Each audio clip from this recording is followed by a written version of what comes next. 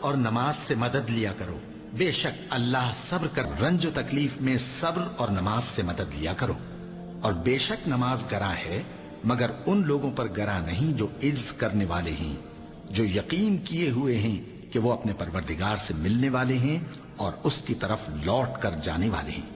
اور اللہ کی راہ میں مال خرچ کرو اور اپنے آپ کو ہلاکت میں نہ ڈالو، اور نیکی کرو، بے شک اللہ نیکی کرنے والوں کو دوست رکھتا ہے۔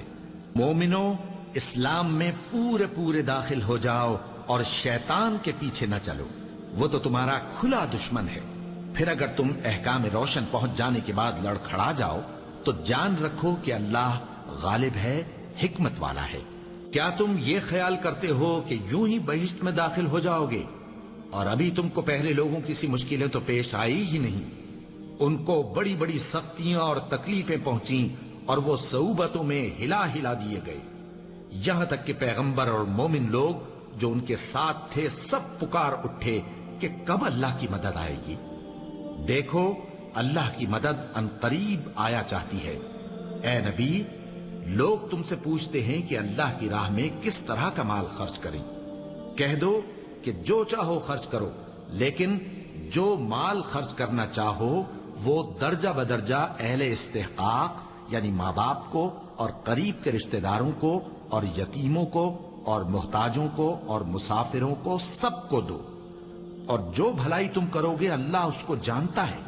مسلمانوں، تم پر اللہ کے رستے میں لڑنا فرض کر دیا گیا ہے، اور وہ تمہیں ناگوار تو ہوگا، مگر عجب نہیں کہ ایک چیز تم کو بری لگے اور وہ تمہارے حق میں بھلی ہو، اور عجب نہیں کہ ایک چیز تم کو بھلی لگے اور وہ تمہارے لیے مضر ہو، اور ان باتوں کو اللہ ہی بہتر جانتا ہے اور تم نہیں جانتے۔ اے ایمان والو، جو مال ہم نے تم کو دیا ہے اس میں سے اس دن کے آنے سے پہلے پہلے خرچ کر لو جس میں نہ اعمال کا سودا ہو اور نہ دوستی اور سفارش ہو سکے، اور کفر کرنے والے لوگ ظالم ہیں۔ اللہ وہ معبود برحق ہے کہ اس کے سوا کوئی عبادت کے لائق نہیں، زندہ ہے، سب کو تھامنے والا، اسے نہ اونگ آتی ہے نہ نیند، جو کچھ آسمانوں میں اور جو کچھ زمین میں ہے سب اسی کا ہے۔ کون ہے کہ اس کی اجازت کے بغیر اس سے کسی کی سفارش کر سکے؟